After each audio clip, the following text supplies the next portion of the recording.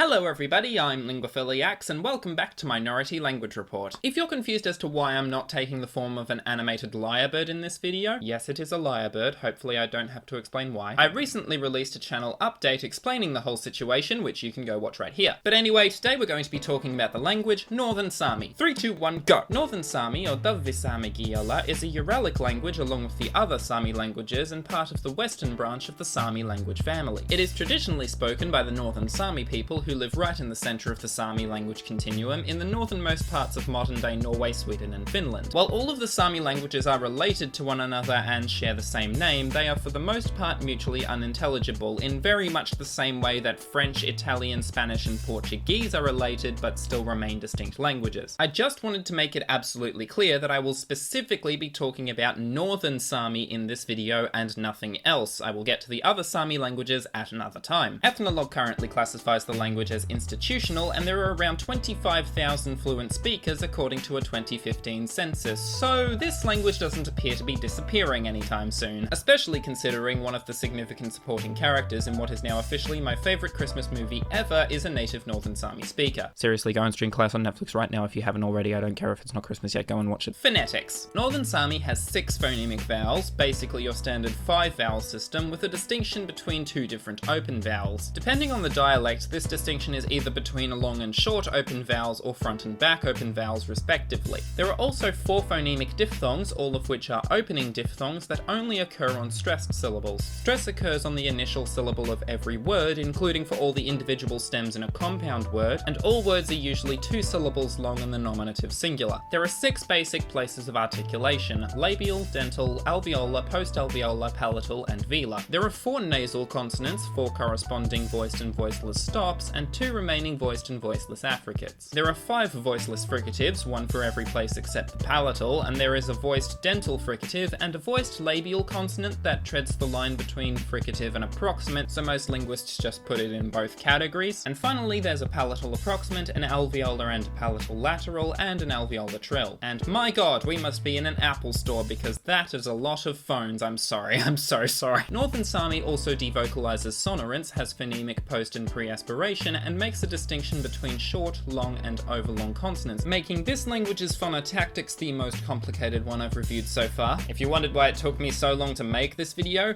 I haven't even gotten started yet. Writing system. Northern Sami uses an extended Latin alphabet with the letter A acute signifying the longer and or more fronted of the open vowels in contrast with regular A, the letters D stroke and T stroke for the dental fricatives, the letter Ng for the velar nasal, and carens are used to mark postalveolar sibilants. On that note, the letter Z represents voiced affricates rather than voiced fricatives as you might have expected. The palatal approximant is represented with the letter J as an onset, but as a coda it is represented with the letter I instead. The letter J is also used to signify all of the other palatal consonants. For the most part, every single letter is pronounced exactly as you'd expect it to be, taking into account the devoicing, aspiration, and consonant length I mentioned in the previous section. There are only really 2 instances I can think of where the written language does not entirely represent the phonetics accurately. Firstly, long pre-aspiration is marked by doubling the letter following the H rather than the H itself, which would be the more accurate transcription. And secondly, there is no written distinction between long and overlong sonorants, even though that's part of an important grammatical feature, but obviously I'll get back to that later. And finally, stress is not marked in the Northern Sami writing system, which is only really a problem with compound words as I mentioned before. But even then, once you learn how to identify the accusative/genitive form of the stems, it's fairly easy to figure out which syllables to put the stress onto. Kinship. Northern Sami's kinship terms follow an Inuit kinship system when mapped out on a family tree, which is just a roundabout way of saying that it's structured like English, but there are a couple of nuances though. The terms for siblings, parents, children, and spouses all only distinguish between gender as they do in English, but Northern Sami also distinguishes between the gender of cousins as well. The auntie and uncle status is a little interesting, however. There are 4 different respective terms for relatives that English speakers would typically classify as auntie or uncle. For each relation, there are 4 terms for a parent's same-sex siblings, 2 of which are for older siblings and 2 for younger siblings. There are 2 terms for a sibling of the opposite sex and 2 terms for a parent's sibling spouse. Putting it another way, the 4 terms for uncle would literally be father's older brother, father's younger brother, mother's brother, and parent's sister's husband, or parent's sibling's husband if you don't want to be heteronormative. And the 4 terms for auntie would be mother's older sister, mother's younger sister, father's sister, and parent's sibling's wife. Why Northern Sami makes all of these distinctions, I have no idea. At first glance, I'd assume there's some kind of traditional or cultural custom associated with parents' siblings and their spouses, but you'd have to go ask a Northern Sami person for information on all of that. The terms for grandparents only distinguish between gender as well, but they also more broadly refer to anyone 2 generations above you, including grandparent siblings or even just the elderly in general. And finally, the reciprocal terms for grandchildren, interestingly, do not distinguish between the gender of the individual, but rather the gender of the speaker. In other words, grandfathers refer to both grandsons and granddaughters with the same term, but the term is different to the term their grandmothers would use.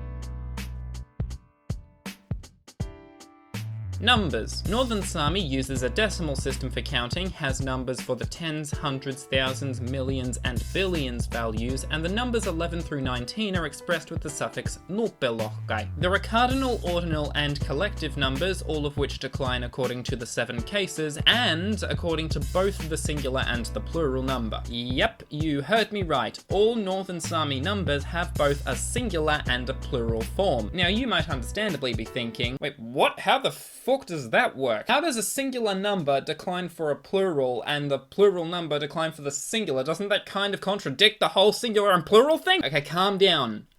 The reason this happens is because whenever a number is used in Northern Sami with a noun, that noun is always put in the singular form despite technically being plural, and the number reflects this instance. The only time that nouns remain in the plural is when there is no singular form to begin with, so the only form you can use is the plural, and the number reflects this situation as well. Thus, you end up with plural forms for the number 1 and singular forms for the numbers 2, 3, 4, etc. Save for a few exceptions, ordinal numbers are formed by adding -art to the end, and collective numbers are formed by treating the locative singular form of the number as the nominative singular and then declining it accordingly. Grammar. Northern Sami is a more or less agglutinative language with a strict word order of SVO. It is also a more or less postpositional language, although prepositions do also exist. Northern Sami's grammatical inflection is quite an interesting one. I don't think I've ever come across another language that does quite what Northern Sami does. Being agglutinative, words are inflected with grammatical suffixes, but that's not entirely the full picture. There are also several other important grammatical features to take into consideration, the first and most obvious one probably being the consonant gradation. This is where the consonants between the first and second syllable, known as the stem consonants, shifts between 3 different variants or quantities depending on the word's grammatical inflection. I know, this may look scary at first, but in practice it's actually not that difficult to get a feel for. In fact, most of the time words only shift between 2 different quantities, the higher quantity being known as the strong grade and the lower as the weak grade. And there are even some words that don't shift between quantities at all. The only time all 3 quantities are used is when the strong grade of even verbs are in quantity 2 and the stem consonants are able to shift to quantity 3, which I'm going to unofficially call the super strong grade because it sounds cool. As well as consonant gradation, there is also diphthong simplification, where diphthongs are simplified to their initial vowel, and there are also various vowel shifts that may occur on the nucleus of the final syllable, which is known as the vowel stem. All of these moving parts to Northern Sami's grammatical inflection can sometimes warp words to almost beyond recognition, but obviously if all of this were impossible to keep track of, nobody would be using them anymore. Verbs conjugate according to the present and past tenses and the imperative, conditional, and potential moods. All tenses and moods are also inflected for first, second, and third persons in the singular, plural, and dual number, as well as for an additional form called the connegative, which I'll get back to in a bit. Now that may seem like a lot of different forms to memorize because,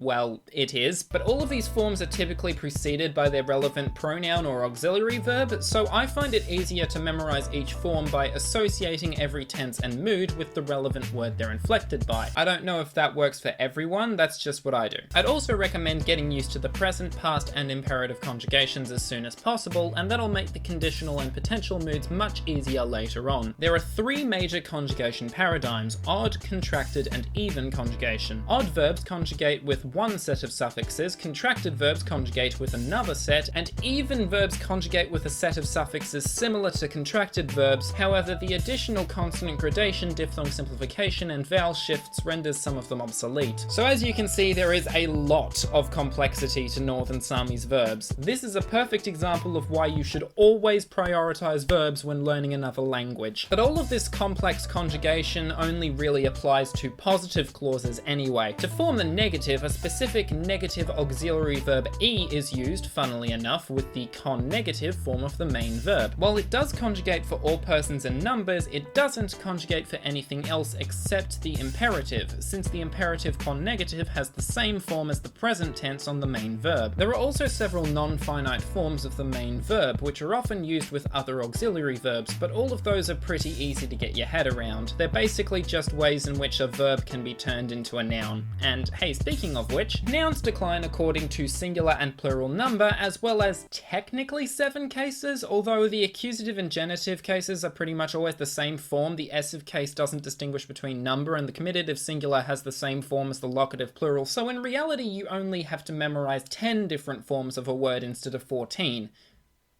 I just realized that probably didn't sound very reassuring. I'll just go over each of the cases individually one by one. The nominative case does exactly what you'd expect. It functions as the subject or agent of the sentence and determines how the verb should be conjugated. This is in contrast to the accusative case / the genitive case, which I'm going to be treating as one single case because there is literally no reason to split them up, which functions as the object or patient of the sentence, is used to mark a possessor, and is also used anytime a noun is modified by an adposition. You know, with such a mixed bag of grammatical functions, I'm starting to wonder why they didn't just call this the dative case, or even just the oblique case, but what are you gonna do? The illative case is used more or less to describe motion towards or into something, both in a physical sense and an abstract sense. There are also several common verbs that govern the illative case, which is probably why its form is distinctly different to the rest of the cases, as you'll soon see. The locative case is used to express location, as you may have guessed, but it also expresses movement out of or away from something. And now I'm starting to wonder why they decided to split the accusative and genitive into 2 cases, but didn't do that for the locative, even though it clearly also functions as an ablative. Sorry,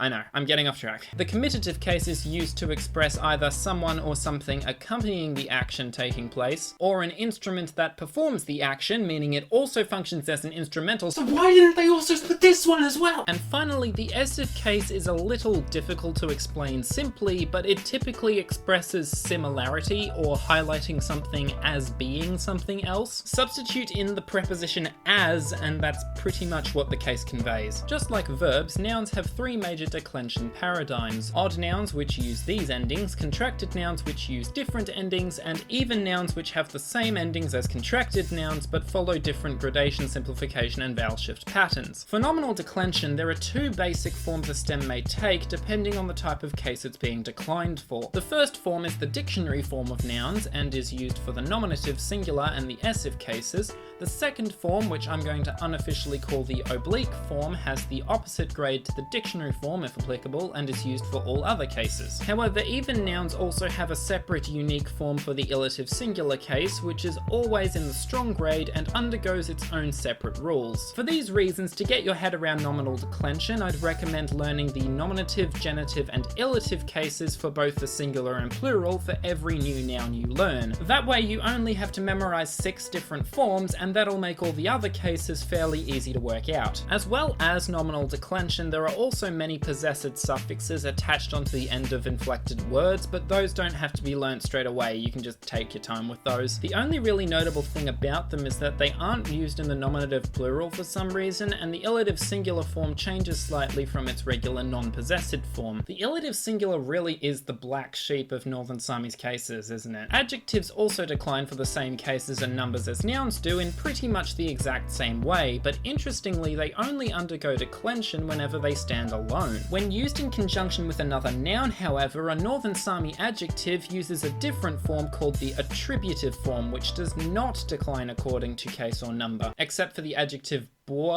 which always declines, but that's the only exception as far as I'm aware. Northern Sami has first, second, and third person pronouns for the singular, dual, and plural numbers, but that honestly shouldn't be very surprising if you'll recall the verb conjugation. Personal pronouns, of course, decline according to case, and they more or less share the same declension forms, only really differing from one another based on their initial consonant. And as a final tidbit about Northern Sami grammar before finally ending this video, there are also 5 different demonstrative pronouns, 4 of them specifying relative distance from the object in question, and the 5th being used in an abstract sense. And of course all of these decline according to the 7 cases and for the singular and plural. Honestly, I could go into so much more detail about the complexity of Northern Sami's grammar and how it all fits together, but it's already taken me ages to make this video, and it ended up being pretty long anyway, even with this being a fairly basic overview of the language. Unfortunately, despite the vast complexity of this language, there aren't many English sources available for learning Northern Sami at present. But if you don't mind also learning some Norwegian, there is a Norwegian to Northern Sami online dictionary, which I'll link to in the description. There are also loads of Northern Sami entries on Wiktionary, most of which have their own declension tables ready and available, but obviously none of that is official, and you should always check your sources. Learning more about the grammar, on the other hand, I definitely recommend checking out Oahpa. There is so much detailed out on that site that I literally could not have made this video as good as it is without it. If you need help with pronunciation, there is also Say It In Saami, with many example phrases in Northern Sami, Inari Sami, and Skolt Sami. And of course, there are 25,000 native speakers of Northern Sami out there. There's bound to be some of them online willing to talk to you about their language if you just ask them. In fact, I would very much like to hear what any native Northern Sami speakers have to say about this video, considering it is their language I'm talking about. So to all the native speakers of Northern Sami out there, if there's anything I got wrong in this video, or if there's something else you think I should have mentioned, feel free to leave your comments in the comments section down below. And of course, don't forget to like this video, share it online, subscribe to the channel, and ring that notification bell to be notified whenever a new video has been released. If there are any other minority languages you would like me to cover, or literally anything language related at all, feel free to leave your suggestions in the comments as well. Thank you all for listening, and we'll speak again next time.